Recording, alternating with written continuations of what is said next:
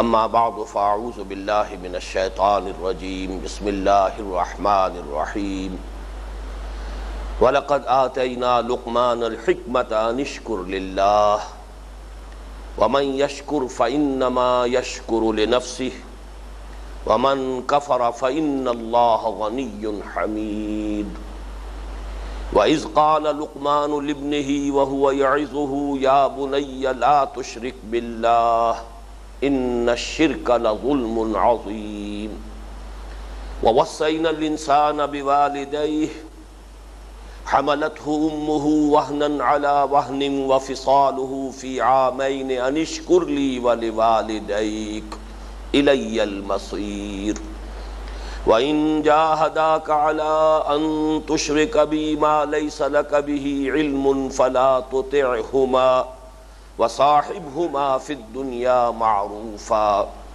واتبع سبيل من اناب الي ثم الي مرجعكم فانبئكم بما كنتم تعملون صدق اللہ العظیم رب اشرح لي صدری ویسر لي امری واحلل عقدۃ من لسانی یفقهوا قولی اللهم ربنا الہمنا رشدنا واعذنا من شرور انفسنا اللهم ارنا الحق حقا وارزقنا اتباعه وارنا الباطل باطلا وارزقنا اجتنابه اللهم اجعلنا من عبادك الشاكرين اللهم اجعلنا من عبادك الموحدين آمین یا رب العالمین۔ سورہ لقمان کے دوسرے رکوع پر ہماری اس سے قبل دو نشستیں ہو چکی ہیں۔ ایک نشست تو خالص تمہیدی امور پر مشتمل رہی، دوسری نشست میں ہم اس رکوع کی پہلی آیت کے بارے میں گفتگو کر رہے تھے۔ یہ پہلی آیت جو 4 حصوں پر مشتمل ہے، اس میں سے 3 حصوں پر گفتگو ہو گئی تھی، چوتھے حصے پر ابھی گفتگو جاری تھی۔ لیکن یہ کہ اس معاملے میں حکمت کے ضمن میں جو بحث پچھلی نشستوں میں ہوئی ہے، مجھے خود بھی یہ احساس ہوا کہ وہ خاصی بوجھل اور ثقیل بحث ہو گئی، اور بعض احباب کی طرف سے بھی اس خیال کا، اس تاثر کا اظہار ہوا ہے۔ لیکن میں سمجھتا ہوں کہ یہ بہت ہی بنیادی مسئلہ ہے فہم قرآن کے ضمن میں۔ قرآن مجید کا ایک مخصوص طرز استدلال ہے، اس طرز استدلال کا نقطہ آغاز بدیہیات فطرت ہے، یعنی قرآن در حقیقت اپنی بات منطق کے مطابق ثابت کرنے کی کوشش نہیں کرتا، بلکہ بدیہیات فطرت، وہ باتیں کہ جن کو انسان تسلیم کرتا ہے فطرت کی بنیاد پر، بغیر اس کے کہ اس کے لیے اس کے پاس کوئی دلیل ہو۔ کچھ احساسات ہیں جو انسان اپنے باطن میں محسوس کرتا ہے کہ موجود ہیں، اگرچہ وہ ان کو وضاحت کے ساتھ بیان نہ کر سکے، اس کے لیے کوئی عقلی تعویل پیش نہ کر سکے۔ یہ وہ چیزیں ہیں جنہیں ہم کہتے ہیں بدیہیات فطرت۔ بدیہی شے وہ ہے کہ جو از خود ظاہر ہو، آفتاب آمد دلیل آفتاب، از خود ظاہر، جس کے لیے کسی منطقی اور خارجی دلیل کی احتیاج نہ ہو۔ تو قرآن مجید کا چونکہ بنیادی اسلوب استدلال یہ ہے، لہذا اس درس کے ضمن میں اس بحث کو اچھی طرح ذہن نشین کر لینا چاہیے۔ میں چند باتیں اس کی پھر دہرا رہا ہوں، کوشش کروں گا کہ وہ سادہ انداز میں وہ بات پھر سامنے آ جائے۔ سب سے پہلے عقل اور حکم، ان دو الفاظ کا جو بنیادی مفہوم ہے عربی زبان میں لغوی اعتبار سے، اس کے فرق کو میں نے نوٹ کرایا تھا۔ دونوں میں ایک تو قدر مشترک ہے۔ حکامہ کے معنی بھی ہے روکنا یا رکنا، اور عقلہ بھی باندھنا یا بندنا۔ روکنا، رکنا، باندھنا، بندنا، یہ دونوں میں قدر مشترک ہے۔ لیکن عقلہ کسی بھی نوعیت کے رکنے کو، باندھنے کو تعبیر کریں گے، لیکن حکمہ کے معنی ہے کسی شے کو روکنا اصلاح کی نیت سے۔ یہ اصلاح کا تصور اس لفظ کے اندر اضافی طور پر شامل ہے۔ اب عقل جو ہے وہ در حقیقت انسان کو جو وہ مضرتیں ہیں جو ظاہری ہیں، فوری ہیں، مادی ہیں، یا اس حیات دنیاوی سے متعلق ہیں، ان سے روکنے والی شے ہے۔ جبکہ حکم کا لفظ حکمہ اور حکمت یہ دور اندیشی پر مبنی وہ چیزیں کہ جن کی مضرت فوری سامنے نہیں آتی، دیر میں سامنے آنے والی بات ہے، گویا کہ عاقبت یا انسان کی اپنی اس زندگی کے بھی ذرا دور کے معاملات، ان کے ضمن میں ان کی مضرتوں سے روکنے والی شے یہ حکمت ہے۔ پھر میں نے عرض کیا تھا کہ عقل خالص کی بنیاد پر فلسفہ وجود میں آتا ہے۔ عقل خالص یہ لفظ وہ ہے کہ جو استعمال کیا ہے کانٹ نے، pure reason, critique of pure reason, اس کی بڑی مارکت الارا کتاب ہے۔ عقل خالص جب خالص منطق کی بنیاد پر اس کائنات کی گتھی کو سلجھانے کی کوشش کرتی ہے، ماہیت وجود کیا ہے، حقیقت کیا ہے، ہم کیا ہے، ہماری زندگی کیا ہے، خیر کیا ہے، شر کیا ہے، علم کیا ہے، اس کے ذرائع کیا ہیں، ان تمام بنیادی سوالوں سے جب عقل خالص بحث کرے گی اور خالص منطق کے اصولوں سے اس گتھی کو سلجھائے گی تو اس سے فلسفہ وجود میں آئے گا۔ اور اس فلسفے کی انتہا سب مانتے ہیں، یا تو لا ادریت ہے، ایگنوسٹسزم، کہ عقل انسانی ایک مقام پر پہنچ کر یہ طے کر لیتی ہے کہ اس گتھی کو سلجھانا ممکن نہیں ہے، کہ کس نقصد و نق شاید بحکمتی معمارا، یہ تو لا ینحل معمہ ہے، سمجھ میں آنے والا نہیں۔ یا اسکیپٹسزم، ارتیابیت، ہر بات ہر چیز کے بارے میں شک اور شبہ، یقین جسے کہتے ہیں وہ فلسفے کے دائرہ کار میں ہے ہی نہیں۔ ارتیابیت اور لا ادریت، ایگنوسٹسزم اور اسکیپٹسزم، یہ منطقی انتہائیں ہیں فلسفے کی۔ اور جدید فلسفہ تو پھر لنگوسٹکس میں جا کر پھنس گیا ہے کہ صرف الفاظ کی چیر پھاڑ اور الفاظ کا پوسٹ مارٹم، اب فلسفہ جدید جو ہے وہ بس اسی بات تک محدود رہ گیا۔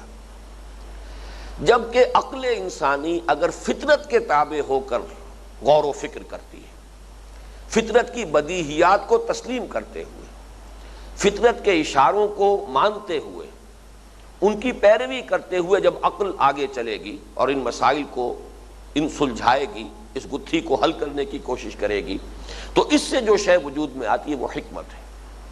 گویا کہ حکمت نام ہے فطرت صالحہ اور سلیمہ اور عقل سلیم دونوں کے امتزاج کا۔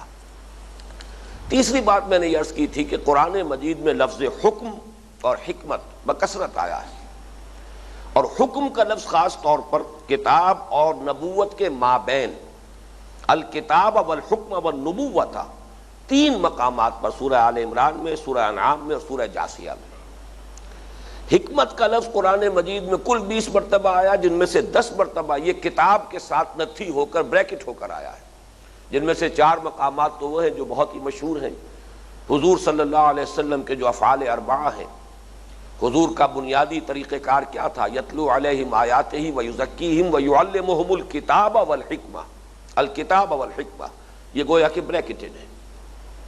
ان دونوں میں فرق کیا ہے؟ حکم کا لفظ اگر آپ اس کی گہرائی میں جا کر سمجھنے کی کوشش کریں گے تو وہ شعور انسانی کی اس پختگی کا نام ہے کہ جس میں حق و باطل کی تمیز پیدا ہو جائے، پھر یہ کہ خیر کی طرف ایک فیصلہ کن رجحان اور شر سے ابا اور نفرت پیدا ہو چکی ہو، اور وہ اصابت رائے کہ جس سے انسان صحیح اور غلط کا فیصلہ کر سکے، یہ کیفیت جو ہے، یہ صلاحیت شعور انسانی کی، یہ پختگی لفظ حکم سے در حقیقت قرآن مجید اس کو تعبیر کرتا ہے۔ اسی لیے گویا کہ یہ نبوت کی تمہید ہے، الحکم والنبوہ، اور یہی لفظ آیا حضرت یحییٰ کے بارے میں، وَآتَيْنَاهُ الْحُکْمَ صَبِیًّا، ہم نے اسے حکم جو ہے، یہ صلاحیت وہ تو ہم نے اسے بچپن ہی میں عطا کر دی تھی۔ حکمت جو ہے یہ در حقیقت کتاب کے ساتھ جب منسلک ہو کر آتا ہے تو یہ زیادہ تر حکمت احکام، یعنی ہم یہ بھی کہہ سکتے ہیں کہ ایک حکمت اصولی ہے، نظری ہے، جو ایمان کے موضوعات سے بحث کرتی ہے، اس کائنات کی حقیقت، حقیقت نفس الامری، حیات زندگی کی حقیقت، خیر و شر کی حقیقت، ان مسائل سے جو بحث کرے گی حکمت، وہ حکمت نظری ہے، یہ حکمت ایمانی ہے، یہ حکمت اصولی ہے، اور یہ حکمت تفصیلی ہے، وہ ہے حکمت احکام۔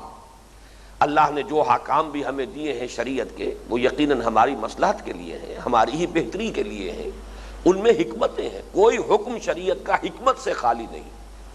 اور اس موضوع پر شاہ ولی اللہ دہلوی رحمۃ اللہ علیہ کی مارکت الآراء کتاب، اس لیے کہ انہوں نے اسرار و علم و اسرار الشریعہ، شریعت کے بھیدوں کا علم، اس کو واقعہ یہ ہے کہ باضابطہ ایک تصنیف کا موضوع بنایا ہے حجت اللہ البالغہ، جو ان کی بہت ہی مشہور کتاب ہے۔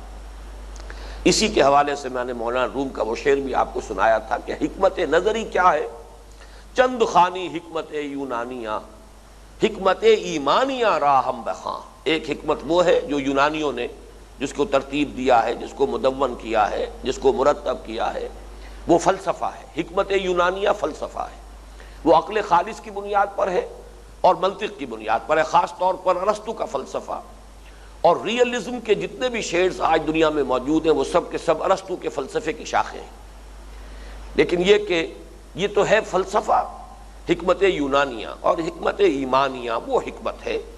اس حکمت کے بارے میں جو میں نے مزید بات عرض کی تھی کہ قرآن مجید نے اس کا جو مقام و مرتبہ معین کیا ہے وہ اس آیت مبارکہ سے ظاہر ہے جو سورہ بقرہ کی آیت نمبر 269 میں جو الفاظ آئے ہیں، یؤت الحکمت من یشاء ومن یؤت الحکمت فقد اوتی خیرا کثیرا۔ اسی لیے ایک کتاب جو ہے شاہ ولی اللہ دہلوی کی، اس کا عنوان بھی ہے الخیر الکثیر۔ یہ خیر کثیر بھی در حقیقت ایک موضوع ہے، تو معلوم ہوا کہ جسے حکمت عطا کر دی گئی اسے تو خیر کثیر عطا کر دیا گیا۔ اور حضور کی حدیث بہت فیصلہ کن ہے، الحکمت ضالۃ المومن هو احق بها حیث وجدها۔ حکمت تو مومن کی گمشدہ متاع کے مانند ہے، وہ اس کا زیادہ حقدار ہے، سب سے بڑھ کر حقدار ہے جہاں بھی پائے۔ یہ حدیث بھی اشارہ کر رہی ہے اس بات کی طرف کہ حکمت کسی غیر مومن کے پاس بھی ہو سکتی ہے، اس لیے کہ ایمان کا تعلق نبوت کے ساتھ ہے۔ جب نبی سامنے آتا ہے دعوی نبوت لے کر، اس کی جب تصدیق کی جاتی ہے یہ ایمان ہے، اور پھر اس کے حوالے سے جن حقائق کو ہم مانتے ہیں وہ ایمانیات ہیں۔ لیکن یہ کہ فطرت سلیمہ عقل سلیم کے ساتھ سفر کر کے جن حقائق تک پہنچتی ہے ان کو ہم حکمت کہتے ہیں۔ یہ حکمت جیسے کہ آپ کو معلوم ہے کہ چین کے حکیم بہت بڑے دانا کنفیوشس، بڑے عظیم حقائق تک ان کی رسائی ہوئی، ہندوستان میں بڑے بڑے حکماء پیدا ہوئے ہیں۔ اسی طریقے سے یونان میں بھی افلاطون کو حکیم کہا جائے گا۔ ارسطو فلسفی ہے لیکن افلاطون وہ در حقیقت حکیم ہے۔ اس نے صرف منطق پر بنیاد نہیں رکھی اپنے فلسفے کی، بلکہ یہ کہ فطرت کے اشاروں کو بھی وہ کام میں لایا ہے اور پوری گتھی کو ان دونوں چیزوں سے سلجھانے کی کوشش کی ہے۔ اور اسی کی سب سے بڑی مثال قرآن مجید میں یہ حضرت لقمان ہے، جو نہ نبی تھے نہ کسی نبی کے امتی تھے، لیکن یہ کہ اسی فطرت سلیمہ اور عقل سلیم کی رہنمائی میں ان حقائق تک پہنچے جن کا کہ اللہ تعالیٰ ذکر فرما رہا ہے اس رکوع میں۔ اب اس کے بعد اگلا موضوع تھا وَلَقَدْ آتَيْنَا لُقْمَانَ الْحِكْمَةَ أَنِ اشْكُرْ لِلَّهِ۔ شکر کے بارے میں تفصیل سے گفتگو ہو چکی ہے، میں اسے دہرانا نہیں چاہ رہا کہ کر شکر اللہ کا۔ عقل کا فنکشن یہ ہے کہ وہ اپنے محسن کو پہچانے، محسن حقیقی کون ہے، اور فطرت کا تقاضا یہ ہے اگر فطرت اپنی صحت اور سلامتی پر برقرار ہے تو اس میں جذبہ شکر موجود ہوگا۔ کوئی بھی آپ کے ساتھ کوئی بھلائی کرے، کوئی آپ کی تکلیف رفع کرے، کسی مصیبت میں مدد کرے، احتیاط جو ہے وہ پوری کر دے، ایک خاص رد عمل طبیعت میں پیدا ہوگا، قلب کی گہرائیوں سے ایک جذبہ تشکر ایسے ابلے گا جیسے کہیں سے چشمہ ابل رہا۔ یہ گویا کی علامت ہے کہ فطرت صحیح ہے، سلیم ہے، پرورٹ نہیں ہوئی، فطرت مری نہیں ہے، فطرت کے سوتے خشک نہیں ہوئے، یہ تو ہے فطرت۔ لیکن عقل کا کام کیا ہے؟ وہ اپنے محسن کو پہچانے، کون ہے میرا محسن، کون ہے منعم حقیقی۔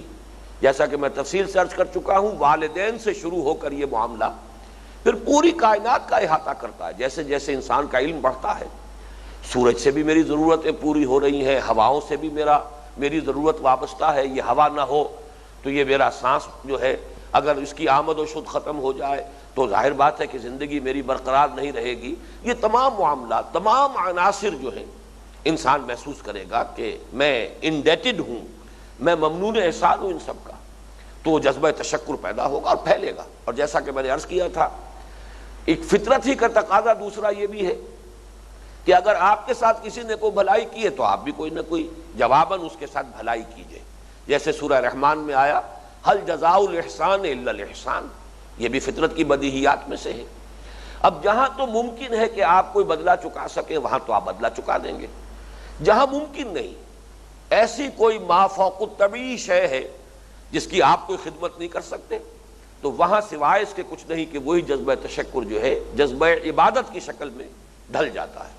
اب اس کے سامنے سر جھکا دیں، اس کی تعظیم کریں، اس کے سامنے اظہار عجز و تذلل کریں، اس کی مدح کے اس کے ترانے گائیں، الاپیں، اس کی تعریف کریں، اس کی سبوحیت اور قدوسیت کے نغمے جو ہیں وہ الاپیں، اس کے سوا آپ کچھ نہیں کر سکتے۔ تو در حقیقت جذبہ تشکر ہی جذبہ عبادت کی شکل اختیار کرتا ہے۔ لیکن عقل انسانی ایک مرتبہ اس مرحلے پر پہنچ کر کہ اگر وہ پورے کائنات کا بھی احاطہ کر لیتی ہے کہ تمام ہر طرف سے میری ضرورتیں پوری ہو رہی ہیں، تو پھر ایک چھلانگ اور ہے، پھر یہ عقل کی پختگی ہے۔ اور وہ عقل کی پختگی یہ ہے کہ انسان یہ پہچان لے کہ یہ پوری کائنات ایک وحدت ہے، ایک ہی ذہن، ایک ہی ارادہ، ایک ہی ڈیزائن، ایک ہی نقشہ اس میں کار فرما ہے، کوئی ایک ہی قوت ارادی ہے جو ان سب کو کنٹرول کیے ہوئے ہے۔ وہ جو ایک ہستی ہے وہ ہے در حقیقت منعم حقیقی، وہ ہے اصل مربی۔ تو میرے لیے شکر اس کا واجب ہے۔ انشکر لی، یہ منطقی نتیجہ ہے حکمت کا، یعنی یہ کہ فطرت کا تقاضا کہ جذبہ تشکر موجود ہو، عقل کا تقاضا اور عقل کا کام کہ وہ اپنے اصل محسن کو پہچان لے۔ جیسے ہی وہ اپنے اصل محسن کو پہچانے گا، انی وجہت وجہی للذی فطر السماوات والارض حنیفا وما انا من المشرکین، اور اب اس کا نتیجہ یہ ہوگا کہ جذبہ تشکر مرتکز ہو جائے گا اس ذات پر کہ جس نے اس پوری کائنات کو پیدا کیا۔ تو فرمایا انشکر للہ ومن یشکر فانما یشکر لنفسہ، اور جو کوئی بھی یہ شکر کرے گا وہ اپنے بھلے کے لیے کرے گا، اس لیے کہ در حقیقت یہ مظہر ہے اس کا کہ فطرت اپنی صحت پر برقرار ہے۔ تو اب انسانی شخصیت کا ارتقاء صحیح رخ پر ہوگا، اس میں وہ تمام بھلائیاں اور تمام اعلیٰ قدریں جو ہے نشو و نما پائیں گی کہ جو پوٹینشلی اللہ تعالیٰ نے انسان کے اندر ودیت کی ہے۔ لقد خلقنا الانسان فی احسن تقویم۔ اب اگر شکر کا جذبہ ہے اور وہ صحیح جگہ پر جا کر مرتکز بھی ہو گیا ہے، منعم حقیقی کو عقل نے پہچان لیا ہے، اس کا نتیجہ یہ نکلے گا کہ جب اللہ تعالیٰ کا شکر انسان ادا کرے گا تو اب اس کی اپنی شخصیت کی تعمیر، اس کی اپنی سیرت کی تعمیر، اس کی اپنی شخصیت کا ارتقاء صحیح خطوط پر ہوگا۔ یہ مفہوم ہے وَمَن يَشْكُرْ فَإِنَّمَا يَشْكُرُ لِنَفْسِهِ۔ باقی اس کے ساتھ ہی آخرت میں اس کا جو اجر و ثواب ہوگا، اس کی جو بھی بھلائی ظاہر ہوگی، وہ گویا کہ اس پر اضافی شے ہے۔ یہاں چونکہ بنیادی طور پر فلسفے اور حکمت کی بات ہو رہی ہے، تو وَإِنَّمَا يَشْكُرُ لِنَفْسِهِ کا اصل جو ہدف ہے وہ یہ ہے کہ اسی سے تمہاری سیرت اور تمہارا کردار، تمہاری شخصیت صحیح رخ پر پروان چڑھے گی۔ وَمَن كَفَرَ فَإِنَّ اللَّهَ غَنِيٌّ حَمِيدٌ۔ ہم در حقیقت اس جگہ پر تھے پچھلی مرتبہ جبکہ ہمارا وقت ختم ہو گیا تھا، اور جس نے کفران نعمت کیا تو اللہ تو غنی ہے، بے نیاز ہے، اپنی ذات میں خود محمود ہے، ستودہ صفات ہے۔ یہاں لفظ کفر چونکہ ہمارے اس مطالعہ قرآن کے منتخب نصاب میں پہلی مرتبہ آ رہا ہے، تو اس کو بھی ذرا گہرائی میں اتر کر سمجھ لیجئے کہ لفظ کفر کا اصل مفہوم ہے کیا۔ لغت میں کفر کا اصل مفہوم ہے کسی شے کو چھپا دینا، دبا دینا۔ اسی اعتبار سے قرآن مجید میں یہ لفظ آیا ہے سورہ حدید میں، کَمَثَلِ غَيْثٍ أَعْجَبَ الْكُفَّارَ نَبَاتُهُ ثُمَّ يَهِيجُ فَتَرَاهُ مُصْفَرًّا ثُمَّ يَكُونُ حُطَامًا۔ کسان کو کہا گیا ہے کفار، اس لیے کہ وہ کیا کرتا ہے، بیج کو دباتا ہے زمین کے اندر، تبھی تو وہ بیج جو ہے وہ پھوٹے گا، پھر اس میں سے پتیاں نکلیں گی، پودا یا جو بھی درخت ہے وہ پروان چڑھے گا۔ تو دبا دینا، چھپا دینا کسی شے کو، یہ در حقیقت لفظ کفر کا اصل لغوی مفہوم ہے۔ اسی سے لفظ کفارہ بنا ہے، گناہ کے اثرات کو زائل کر دینے والی شے، گناہ کو چھپا دینے والی شے، گناہ کو دبا دینے والی شے۔ اسی لیے قرآن مجید میں بار بار آتا ہے یکفر عنہ سیئاتہ، اللہ تعالیٰ اس سے اس کی برائیوں کو دور کر دے گا۔ تو برائیوں کا ازالہ، برائیوں کا دفع کر دینا، برائیوں کو چھپا دینا، یہ در حقیقت یہ ہے لفظ کفر کا اصل مفہوم۔ اب یہ کفر جو ہے دو جگہ پر اس کا استعمال جو ہے بکثرت ہوا ہے۔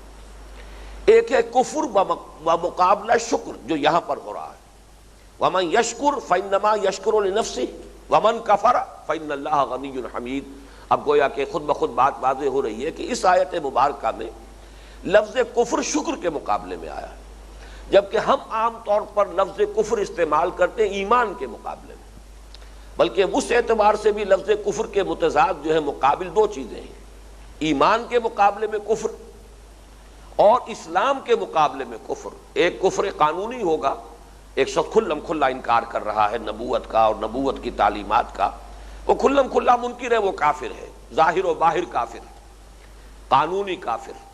اور ایک وہ شخص ہے کہ جو بظاہر تو ایمان کا دعویٰ کر رہا ہے لیکن یہ کہ در حقیقت دل میں اس کے ایمان موجود نہیں ہے، تو یہ کفر حقیقی ہے۔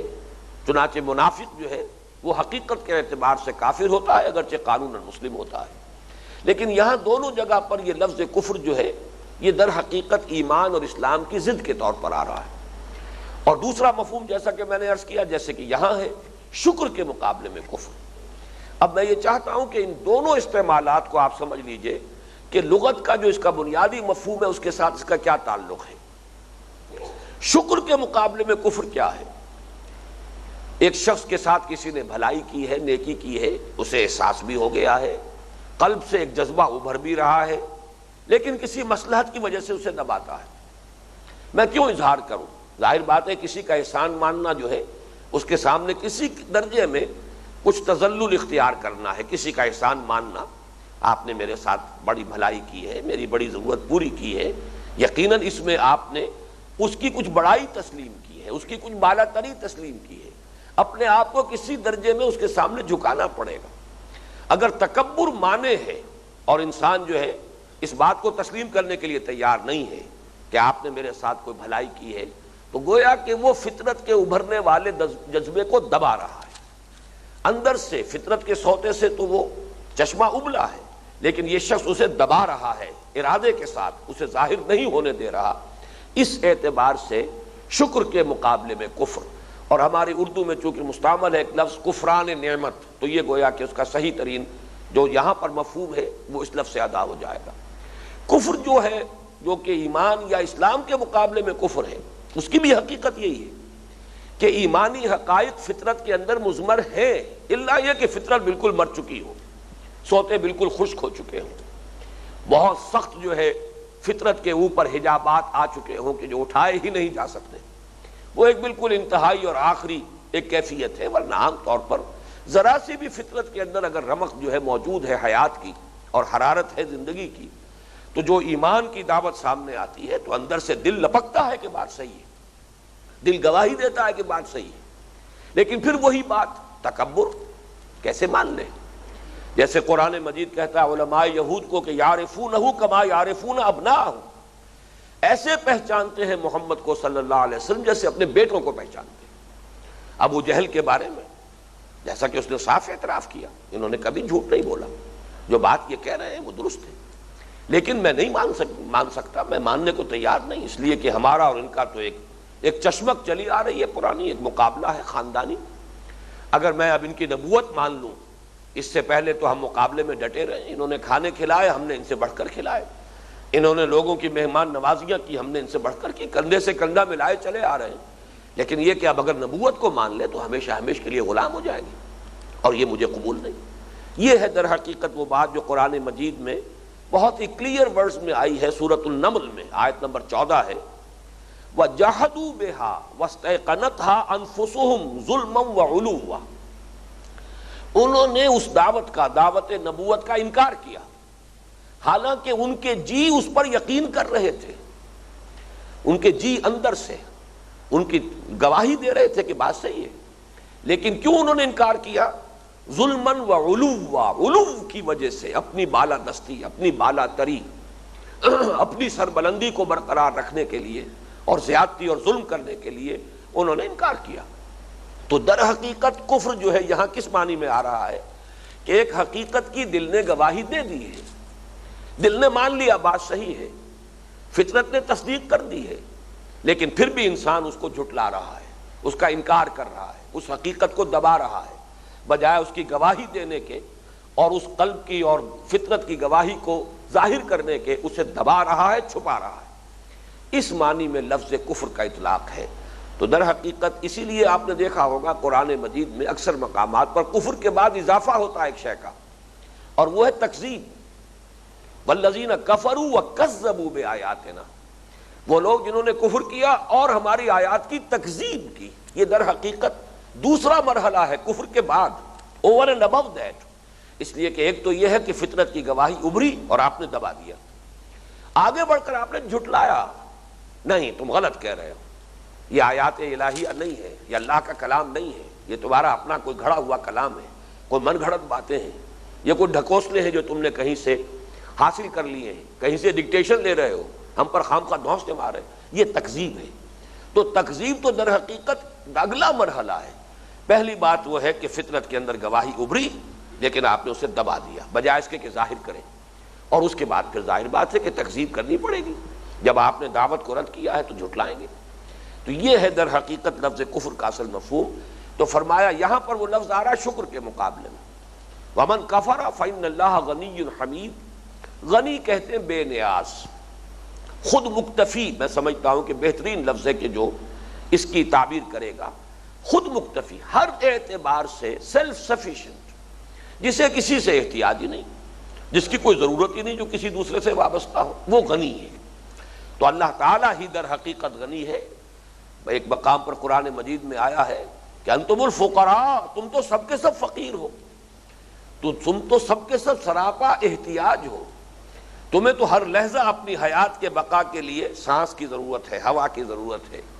اللہ تعالیٰ ذرا اس کی صلاحیت کو سلب کر لے، تمہاری زندگی کا چراغ گل ہو جائے گا. تم تو سراپا احتیاج ہو. اللہ تعالیٰ ہی غنی ہے. غنی صرف ایک ذات ہے اور وہ صرف اللہ کی ذات ہے. باقی کائنات میں ظاہر بات ہے اللہ خالق ہے، ما سوا سب مخلوق ہیں، مخلوق اپنے وجود کے لیے محتاج ہے اللہ کے. تو کائنات میں کسی اور کے لیے غنی ہونے کا تصور ہے ہی نہیں. ان اللہ هو الغنی الحمید. بہت سے مقامات پر یہ ہوا کا اضافہ ہوتا ہے حصر کے لیے کہ یہ غنا تو در حقیقت ہے ہی صرف ایک ذات کے لیے اور وہ اللہ کی ذات ہے. باقی تمام موجودات، تمام مخلوقات، ان سب کے لیے تو سراپا احتیاج، سراپا فقر. اور حمید اصل میں فعیل کے وزن پر حمد سے، فعیل کے وزن پر جو صفت بنتی ہے وہ کبھی فاعل سے ہوتی ہے، کبھی مفعول سے ہوتی ہے. یہاں یہ مفعول سے، محمود سے یہ حمید بنا ہے، جس کی حمد کی جائے، جس کی تعریف کی جائے.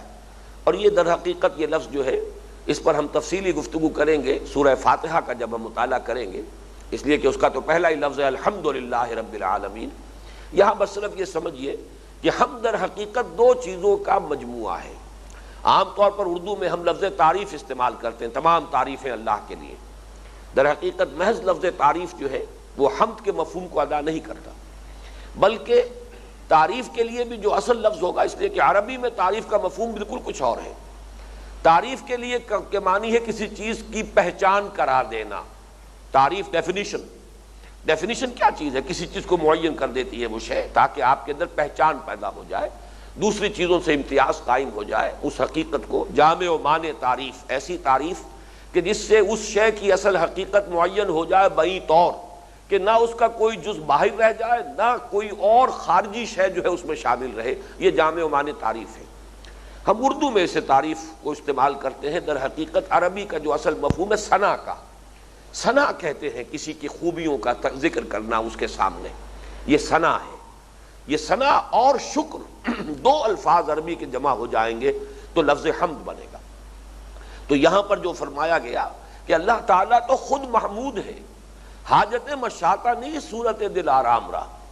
ایک حسن وہ ہے کہ جسے اظہار کی ضرورت ہے کہ کوئی بیان کرے، یا کچھ بناؤ سنگھار کی ضرورت ہے کہ وہ پوری طرح نکھر کر لوگوں کے سامنے آئے. ایک حسن وہ ہے جو از خود ظاہر ہے.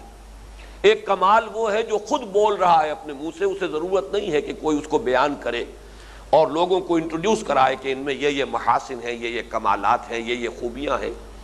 ایک وہ درجہ ہے کمال کا اور خوبی کا اور حسن کا کہ جو خود بول رہا ہے. تو وہ ہے لفظ حمید. وَمَنْ كَفَرَ فَإِنَّ اللَّهَ غَنِيٌّ حَمِيدٌ.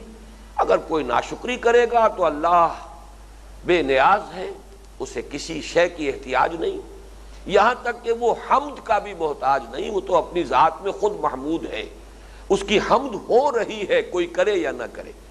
اس کی حمد جو ہے وہ اتنی اظہر من الشمس ہے کہ اس کے بیان کرنے کی ضرورت نہیں.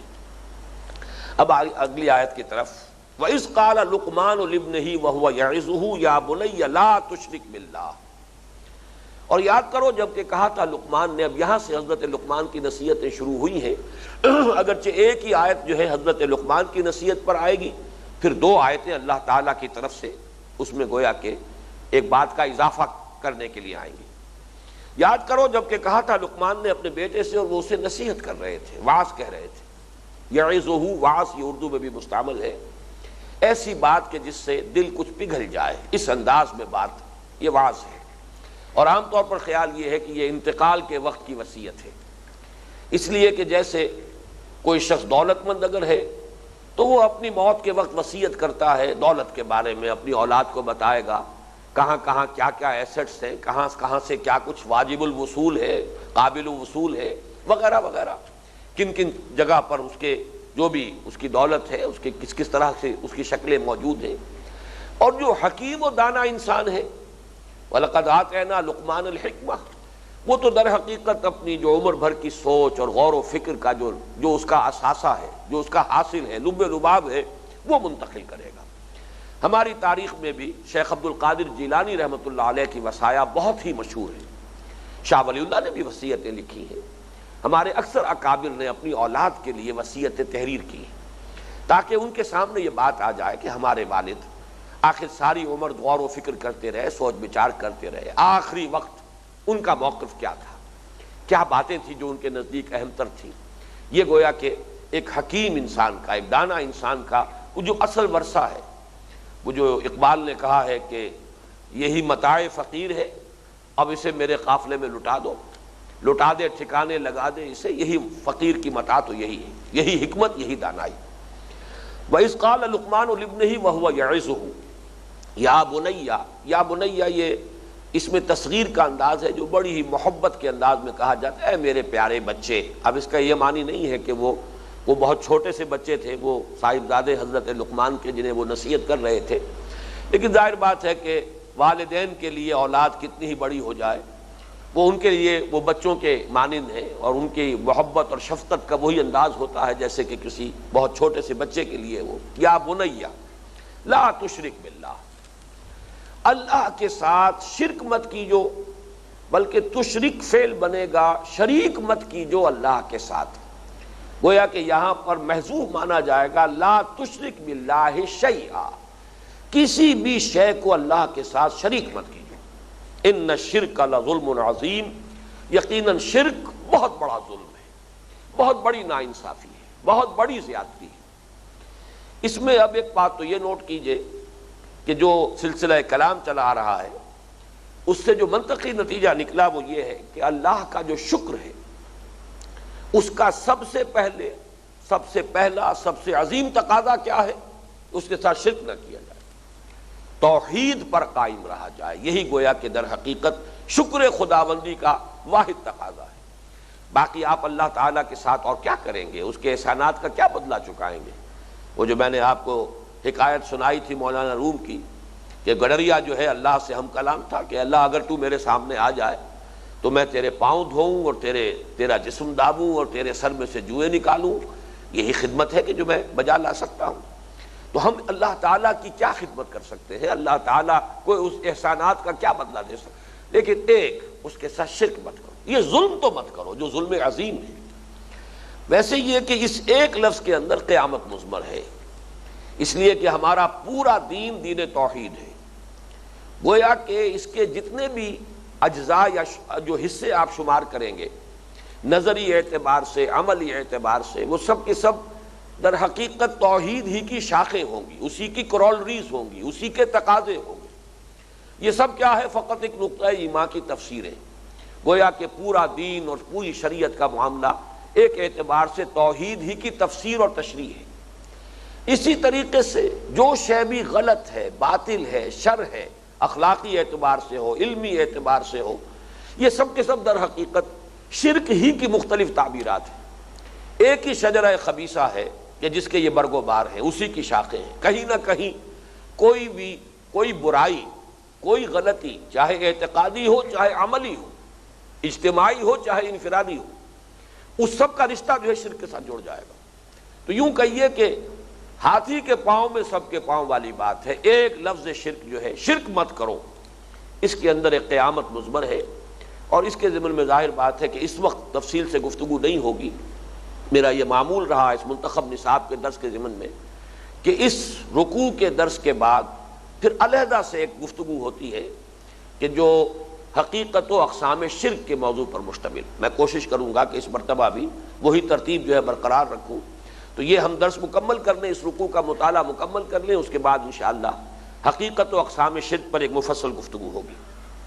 یہاں جو سلسلہ کلام ہے اس کے اعتبار سے جان لیجئے کہ ابھی تک ہم حکمت کے حوالے سے بات کر رہے ہیں، اور حکمت در حقیقت فطرت صحیحہ اور عقل سلیم کے امتزاج سے وجود میں آتی ہے. یہ بات نوٹ کر لیجئے، شرک یہ در حقیقت فطرت کے بھی خلاف ہے اور عقل کے بھی خلاف ہے. توحید تقاضائے فطرت بھی ہے، تقاضائے عقل بھی ہے.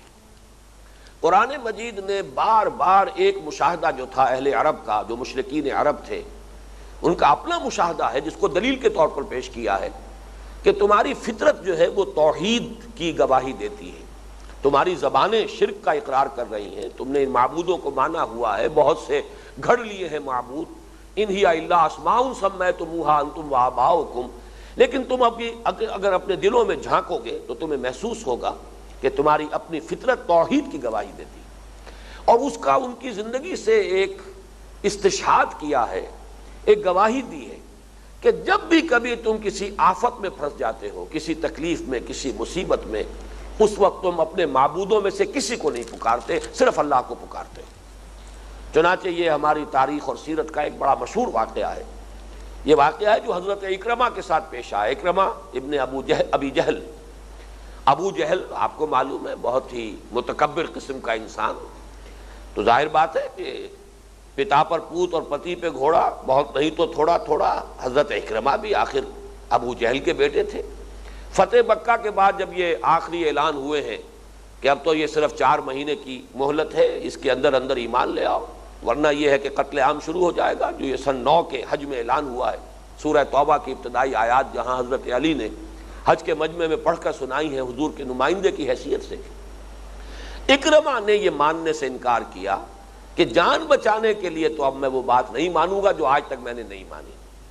وہی جیسے کہ ابو جہل نے کہا تھا کہ گردن جب میری کاٹو تو ذرا نیچے سے کاٹنا، تاکہ نیزے پر جب میں چڑھاؤ اس کو تو پھر معلوم ہو کہ اونچی نظر آئے کسی سردار کی گردن ہے. یہی انداز اکرمہ کا تھا. اب یہ ہجرت کر کے جا رہے ہیں اکرمہ، چونکہ بعد میں ایمان لے آئے، اس لیے میں تو ادب ہی سے نام لوں گا. اور پھر بہت جہاد میں انہوں نے، قتال میں بڑا حصہ لیا ہے، بڑی جواں مردی. بہرحال ابو جہل کا بیٹا، آخر اس کے اندر وہ محاسن تو تھے. ابو جہل میں بھی وہ محاسن موجود تھے جس کی بنا پر حضور نے حضرت عمر کے ساتھ گویا کہ ہم پلہ بنا کر اللہ تعالیٰ کی خدمت میں یہ درخواست کی تھی کہ پروردگار عمرو ابن ہشام، یعنی یہ ابو جہل کا اصل نام ہے، اور عمر ابن الخطاب میں سے ایک کو تو ضرور میری جھولی میں ڈال دیں. تو حضرت اکرمہ کے بھی بڑے کارہائے نمائیں ہیں بعد میں. لیکن اب یہ جا رہے تھے ہجرت کرتے ہوئے، اور یہ حبشہ کی طرف. درمیان میں یہ بحر احمر کو جب کراس کر رہے تھے طوفان آیا، اور سب مشرکین تھے کشتی کے اندر. سب نے چیخنا چلانا شروع کیا، صرف اللہ کو پکارنا شروع کیا. سب بھول گئے، نہ لات نہ عزا نہ منات نہ حبل، کوئی نہیں. اس نے کہا اکرمہ نے کہ اگر یہی بات ہے تو یہی، اگر ہماری فطرت کی گواہی یہی ہے تو یہی تو بات ہے کہ جس کی دعوت دے رہے ہیں محمد صلی اللہ علیہ وسلم. واپس آئے، ایمان لیا. معلوم یہ ہوا کہ یہ گواہی آپ نے جو بھی قرآن مجید کے پڑھنے والے ہیں، یہ استشہاد قرآن مجید نے بار بار کیا ہے کہ یہ تمہاری در حقیقت فطرت کے خلاف ہے شرک.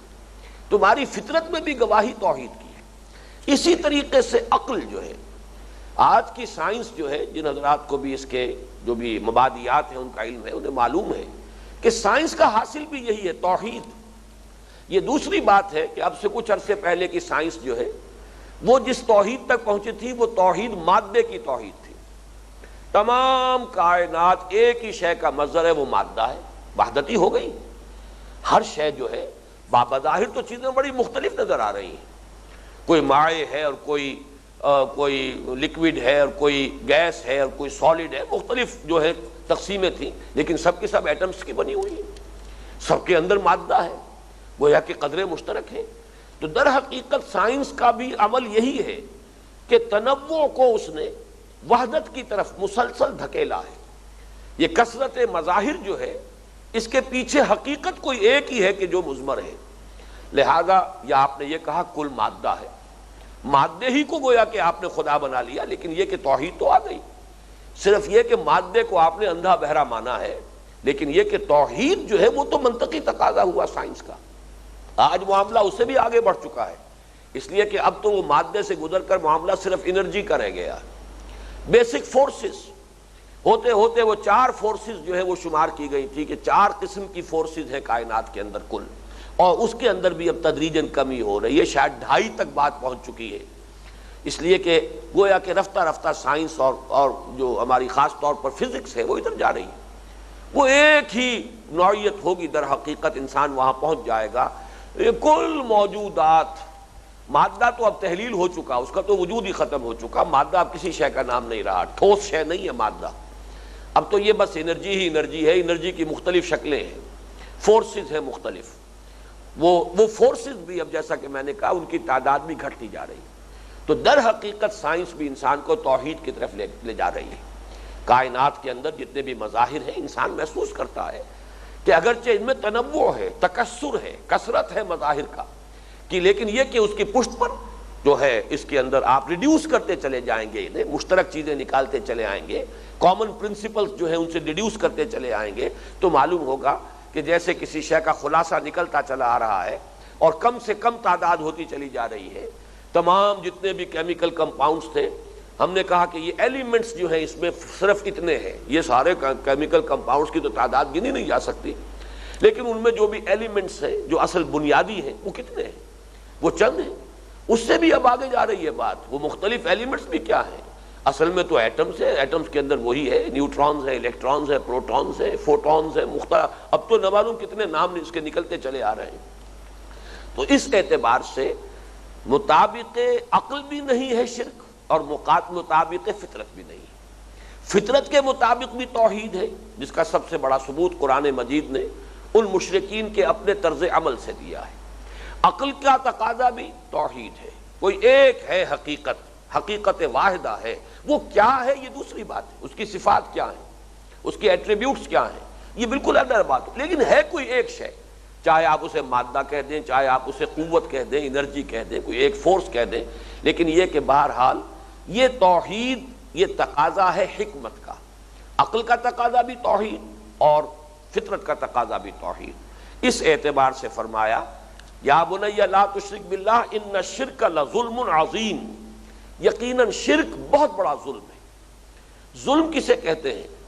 امام راغب نے اس کی وضاحت کی ہے، بلکہ عام تو جو بیان کیا جاتا ہے کہ ظلم کیا ہے، وضع شیء فی غیر محلہ، کسی شے کو اس کے اصل مقام سے ہٹا کر کسی اور جگہ پر رکھ دینا، یہ ظلم ہے۔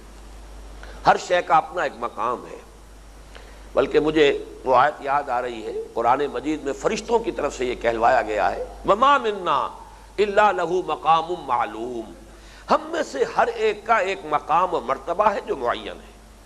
اسی طریقے سے اس کائنات میں ہر شے کا ایک مقام اور مرتبہ ہے، آپ اس کو اس جگہ پر رکھیں گے وہ صحیح ہے، وہاں سے ہٹا دیں گے یہ ظلم ہوگا، یہ زیادتی ہوگی۔ لیکن یہ کہ امام راغب نے جو مزید وضاحت کی وہ میں بیان کر رہا ہوں، کیا ظلم و وضع الشیء فی غیر محلہ اما بنقصان او بزیادت و اما بعدول عن وقتہ او مکانہ، کسی شے میں کوئی کمی کر دینا یہ بھی ظلم ہے، کسی شے میں کوئی زیادتی کر دینا یہ بھی ظلم ہے، اس کا جو اصل مقام ہے اسے تو آپ نے ہٹا دیا۔ ہمارے عام تصور میں تو کمی کرنے کے لیے لفظ ظلم کا استعمال ہوگا، لیکن لغوی اصل کے اعتبار سے زیادہ بھی کر دیا ہے تو یہ بھی ظلم ہے۔ صحیح مقام یا اسے اپنی جگہ اور اس کے وقت سے ہٹا دینا یہ بھی ظلم ہوگا۔ ہر شے زمان و مکان کے کانٹیکس میں جس جگہ ہے وہیں برقرار رکھنا، بس یہ ہے اصل میں جو مطلوب ہے، یہی ہے انسان کی صحت اور فطرت کی، عقل اور فطرت کی صحت کی علامت۔